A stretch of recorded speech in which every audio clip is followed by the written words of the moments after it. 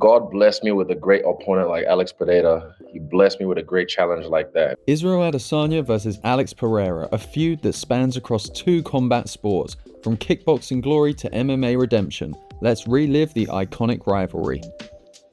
Now this story begins years before the two fighters meet in the octagon. As I'm sure you all know, Izzy and Alex first competed in kickboxing. Adesanya was a highly successful kickboxer with a professional record of 34-2. Pereira was a recovering alcoholic working a dead-end job in a tire shop who turned to kickboxing for a way out. I won't go into so much detail on these first two fights, but if you don't know, here's basically what happened. The first fight was razor close with Pereira edging out a decision. The second, Izzy believed he had Alex on the ropes, but the ref saved him with a standing 10 count. I was besting him, had him on skates. Then Alex comes back and flatline KOs Adesanya. I made a judgment call, an error in my part, and it was a beautiful story for him because in his backyard, down 2 rounds, on the 3rd round he comes and knocks me out. That's a beautiful story for him. If you ever get the chance to go back and watch these, I do highly recommend it. Anyway, ultimately Adesanya transitions to the UFC and finds great success, beating Kelvin Gastelum for interim gold in a Fight of the Year contender, and then getting undisputed versus Whittaker at UFC 243. Adesanya, alongside this success, made the famous guy in a pub quote, saying Alex will be the guy sat in a pub watching Izzy's success, saying I beat him once. And he's gonna be that guy when I'm world champion, when I'm a legend. He's gonna be at some pub talking some shit about I beat that guy one time, trying to get a dick sucked from a crack whore or some shit.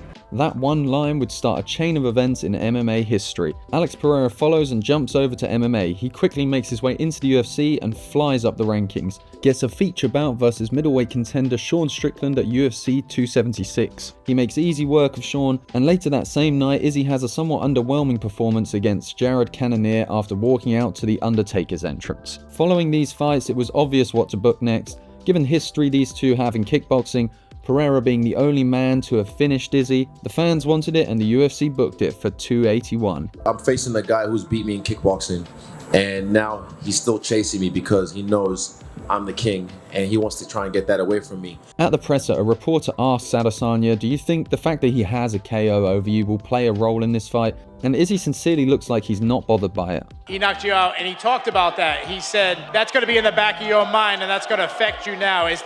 What's your response to that? No.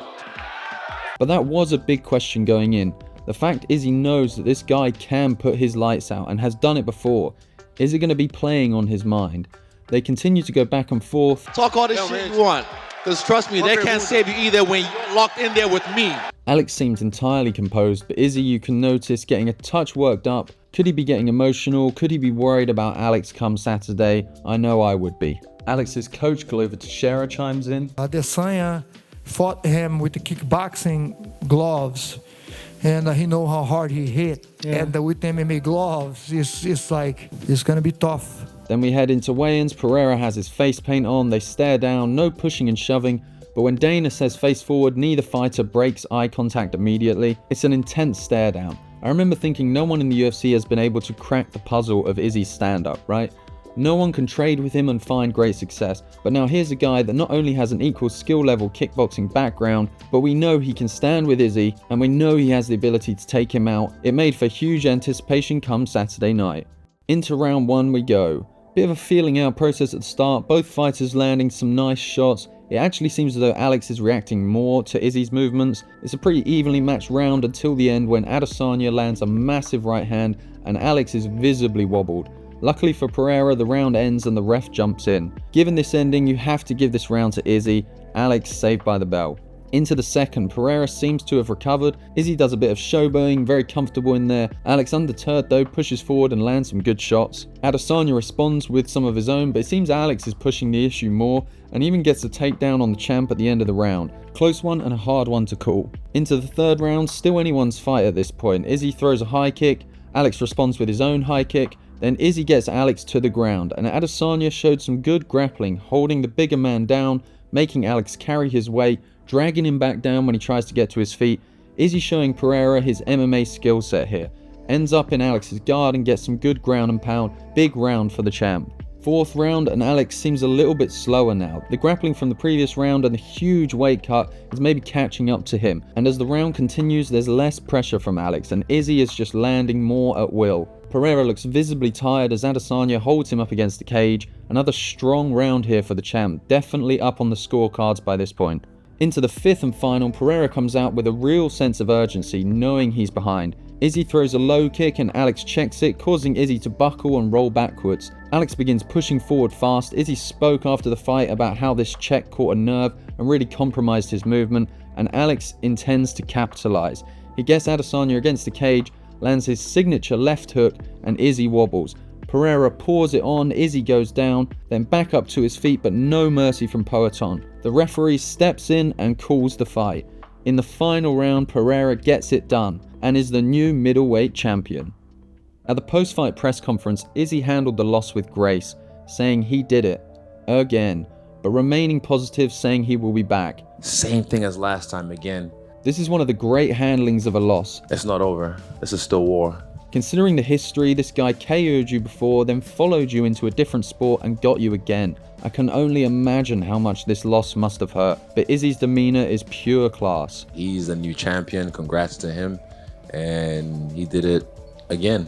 Obviously, considering the money in the rematch and the fact that Izzy was so dominant before the fight, an immediate rematch made complete sense, right? The UFC wasted no time booking it in for UFC 287.